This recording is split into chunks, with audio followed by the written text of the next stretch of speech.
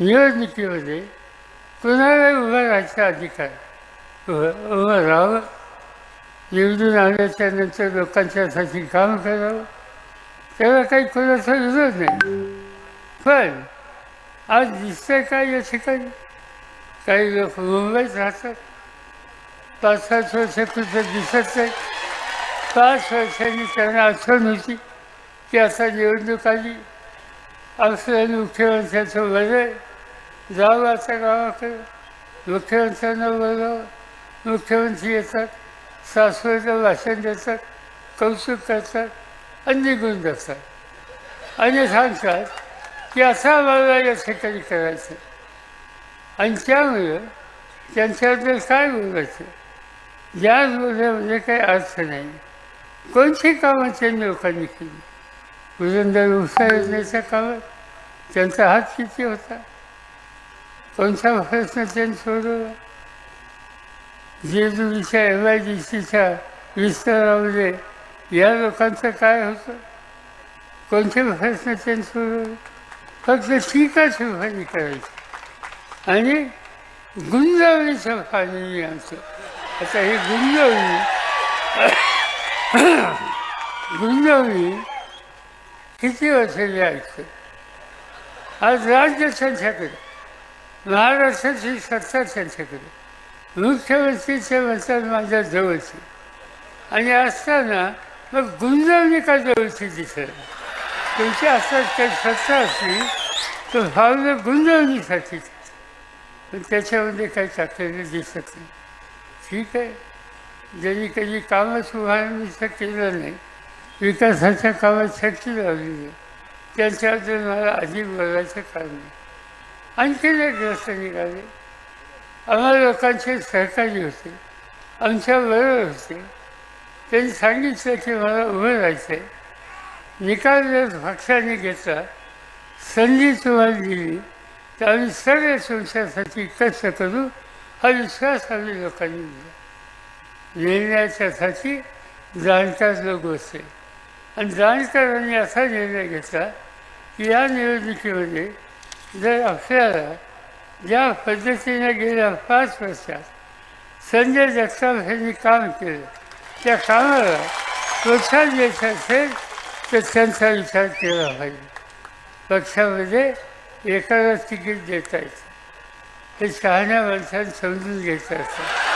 असं काय करायचं, तिकीट एकाला देता येतं, एकाला तिकीट दिलं, आमच्या दुजीला रागावलं आणि ठरवलं की आता काय वाचायचं झालं तर मी निवडणुकीला उभं राहिलो. एक दिवशी रस्त्याने जात होतो, मोठा फलक, आणि त्या फलका मोठा फोटो, आणि असं परिवर्तन आम्ही करणार. कसं परिवर्तन करतात, काय तुम्ही करता, काही होणार नाही याच्यातून. आज जे काही चित्र आहे ते चित्र संजय जगताप यांना शक्ती द्यावी या प्रकारचे. राजकारणामध्ये अलीकडच्या काळात एक नवीन वर्ग निघाला आणि त्या वर्गाचं नाव गद्दार.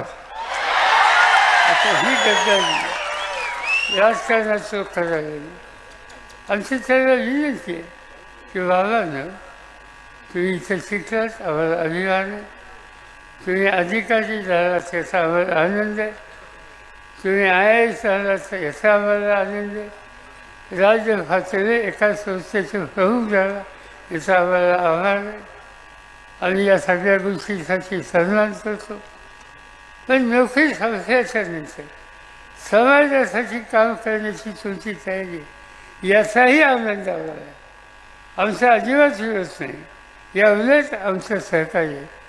पण एकदा निर्णय झाला तो एकाच होणार, हे तुमच्यासारख्या जाणकार अभ्यासू लोकांच्या लक्षात येत असेल आणि त्यासाठी गद्दारी जर केली तर फुलंदर हा फुलंदर, हा तालुका साधा सुद्धा आहे. गोड असेल तर एकदम गोड, अगदी अंजनासारखा गोड, नसला तर असा खवच की काही विचारू नका. तो खवचपणा या ठिकाणी दाखवल्याचं राहणार नाही. माझी अजूनही विनंती आहे, हाय 2 दिवस हातात जाहीर करून टाका. आमचं चुकलं. पुन्हा तुम्हाला काही काम करण्याच्या संबंधीची संधी द्यायची असेल तर सगळ्यांना विश्वासात घेऊन काही करता आल्याचं अवश्य करू.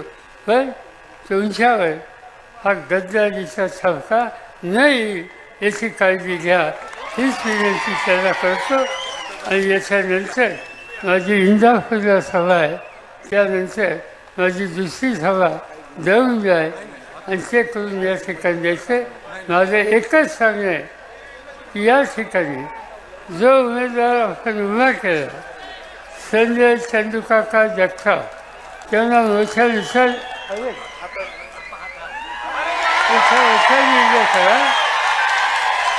तुमची माझी सगळ्यांची सगळी शक्ती त्यांच्या पाठीशी राहील आणि पुन्हा एकदा पुरंदर एक नवीन इतिहास करून टाकेल याबद्दलची खात्री देतो आणि आपली रजा घेतो. जय हिंद, जय हिंद. आज या ठिकाणी त्यांची निवडणुकीची निशाणी हाताचा पंजा आहे. इंदिरा गांधींचा पंजा आहे, राहुल गांधींचा पंजा आहे. त्या पंजाची आठवण ठेवा.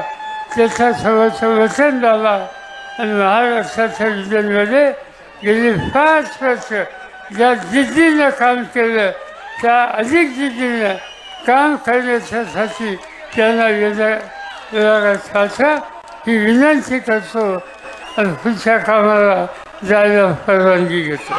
धन्यवाद साहेब.